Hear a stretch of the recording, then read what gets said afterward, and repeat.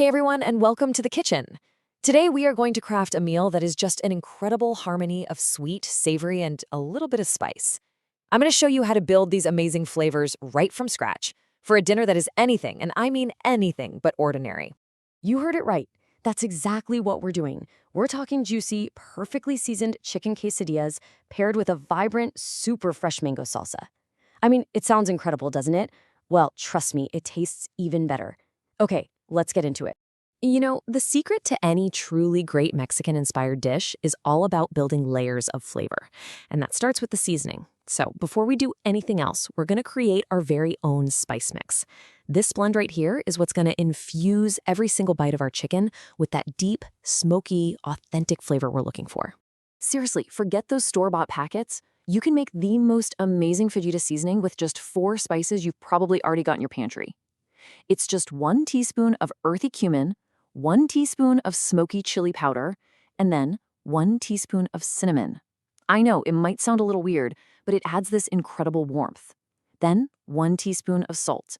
Just mix them all together in a little bowl, and boom, you are good to go. All right, with our custom spice mix ready, it is time for the star of our quesadillas. We're not just going to cook some chicken. No, we are going to transform it into a tender, juicy, flavor-packed masterpiece that's going to make every single bite totally memorable.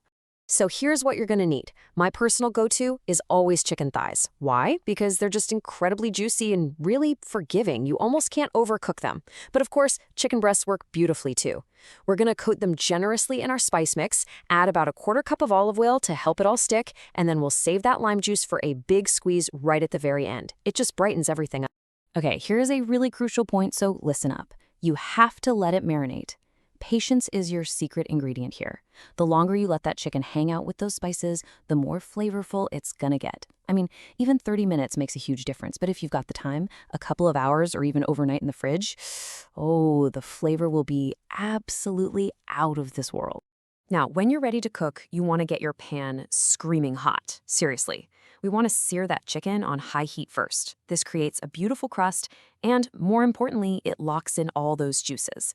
Then you can turn the heat down to medium and cook for about 5 to 7 minutes on each side until it's cooked all the way through.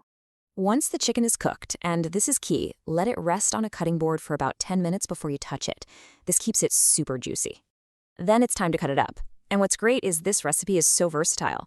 If you were making fajitas, you'd slice it into long strips. But for our quesadillas, we want small, bite-sized cubes. Why? So you get delicious chicken in every single bite. Okay, now do not clean that pan. All those delicious browned bits left from the chicken, that's pure flavor. We're going to saute your garlic, onion, and some colorful bell peppers right in there. And here's a little pro tip for you. While red and yellow peppers are sweet and lovely, a green bell pepper is going to give you a more vegetable, less sweet flavor. That little bit of bitterness is what really cuts through the richness of the cheese and chicken, giving you a more authentic, balanced taste. Now that we have our savory, sizzling filling all ready to go, we need the perfect counterpoint. It's time to make a fresh, vibrant mango salsa. This is going to add a bright, sweet, and tangy element that just cuts beautifully through all that richness of the quesadilla. This salsa is just a beautiful explosion of colors and textures. You've got sweet, juicy mango, a little bit of sharp red onion, some crunchy red bell pepper, and, if you like a little kick, a finely chopped hot pepper like a jalapeno. Then, a big handful of fresh cilantro and parsley, a generous squeeze of lime juice, and a pinch of salt. It all comes together to make something truly, truly special. And speaking of mango, let me let you in on a little secret for picking the perfect one for this salsa. You actually don't want one that's super ripe and soft because it'll just turn to mush. You want to look for a mango that's still a bit firm to the touch, and it'll often have a mix of red, yellow, and green on the skin.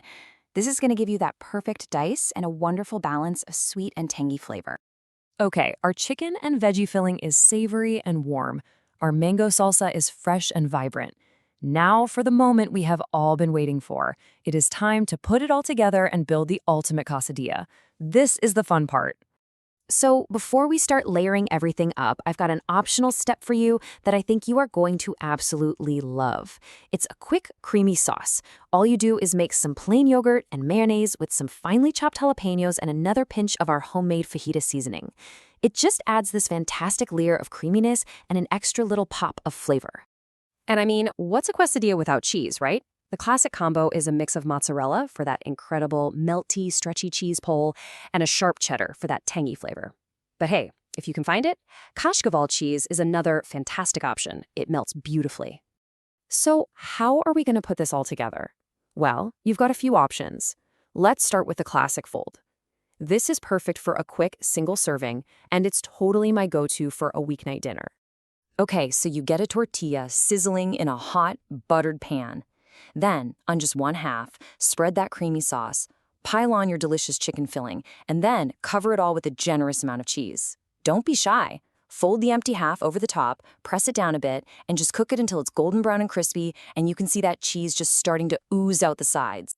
All right, now if you're feeding a few people or you just want a different kind of presentation, let me show you what I call the stacked pie.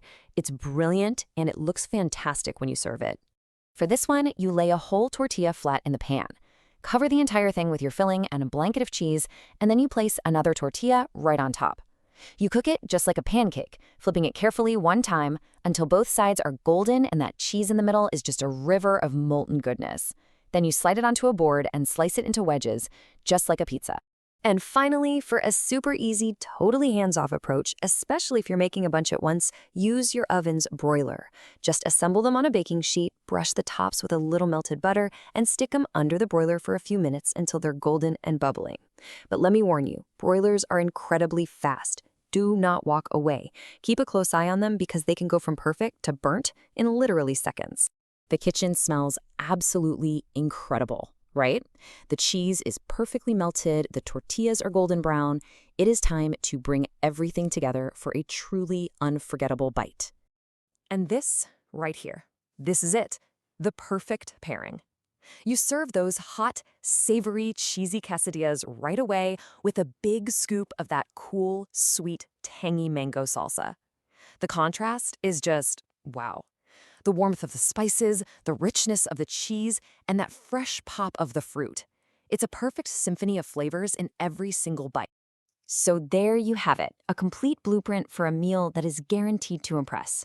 It's sweet, it's spicy, it's savory, and honestly, it's just a ton of fun to make. So what are you waiting for?